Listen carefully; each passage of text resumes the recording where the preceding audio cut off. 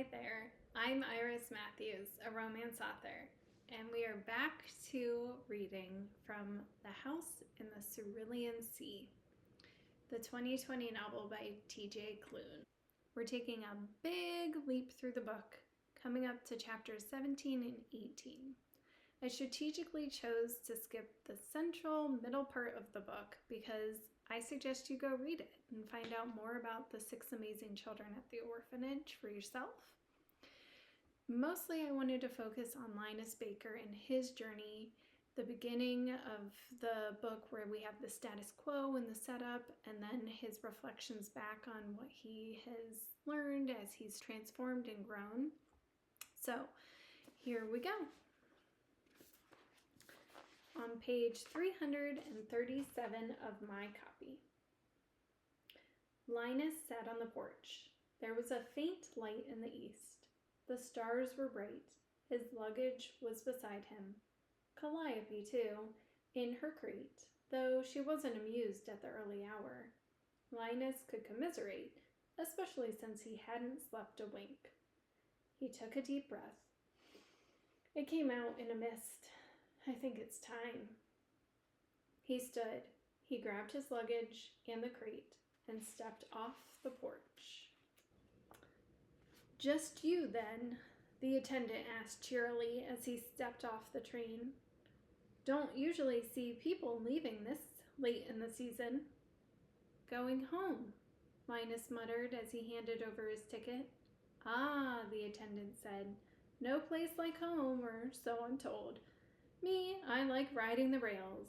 All the wondrous things I see, you know? He glanced down at the ticket. Back to the city. I hear there's quite the storm there. Hadn't stopped raining in a dog's age. 2 hours later, the first drops of rain began to fall. Chapter 18. It was raining heavily back in the city when he stepped off the train. He pulled his coat tightly around him, squinting up at the metal gray sky. Calliope hissed as water began to drip through the slats on the top of her crate.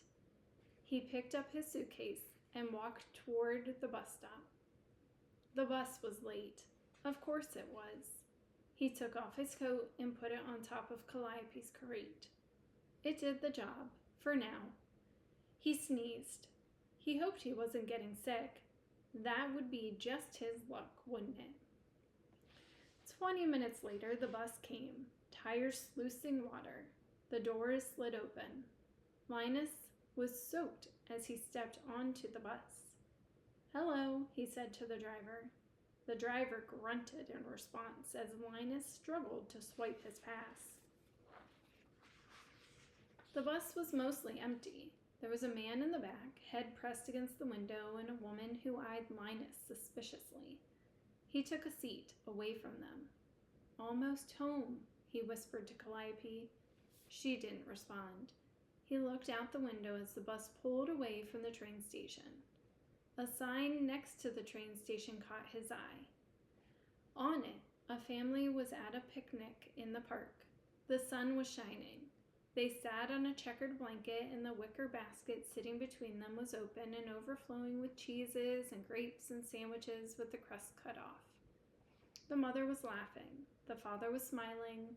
The boy and girl were staring adoringly up at their parents. Above them, the sign read, Keep your family safe. See something, say something. Linus looked away. He had to change buses once, and by the time he stepped off the second bus, it was almost 5 in the afternoon. The wind had picked up, and it was cold and miserable. He was 3 blocks from home. He expected to feel relief at this moment. He didn't. Not really. He huffed as he lifted the crate and suitcase. He was almost there. His street was quiet as he turned onto it. The streetlights were lit, beads of water clinging against the panes of glass. The brick pathway to the house was the same, and the lawn was the same, but it still felt dark. It took him a moment to realize what little splash of color there'd once been, his sunflowers, was gone. He stared at the front of his house for a moment. He shook his head. He'd worry about it tomorrow. He walked up the path and reached the porch. He set down his suitcase and he fumbled for his keys. They fell to the floor, and he grumbled as he bent over to pick them up. Through the rain he heard, "That you, Mr. Baker?" He sighed as he stood upright. "It is, Mrs. Clapper. I have returned. How are you?" "Your flowers died. Drowned, if you can believe that." He went to bed. The blankets and pillow were slightly musty, but he was too tired to worry about that now.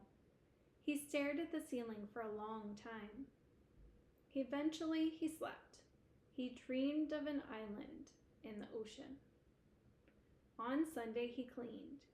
He opened the windows to air out the house, even though it was raining.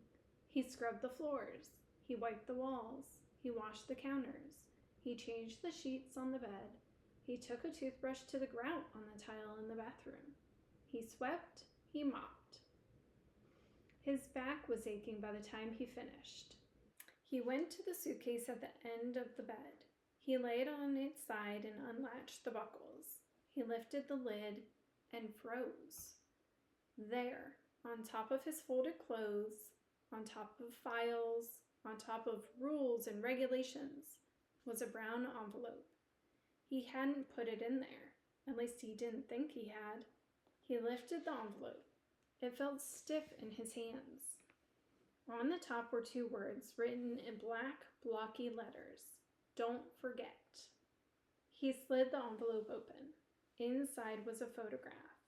His eyes stung as he looked down at it. Zoe Chapel-White must have taken the picture. He didn't even remember seeing her with a camera. It was the first adventure they'd taken through the woods to her house. In it, Lucy and Talia were laughing. Sal sat with Theodore in his lap. Chauncey and Fee were wrestling over the last roll. Arthur and Linus sat together. Linus was watching the children with amusement, and Arthur was watching Linus, that quiet smile on his face. It was grief then, that Linus felt in this little house.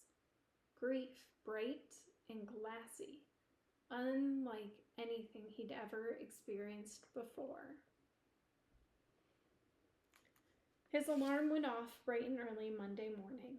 He got up, he fed the cat, he took a shower, he dressed in a suit and tie, he picked up his briefcase. He remembered his umbrella. Thanks for joining me on this excerpt reading. We're going to dig into more next time.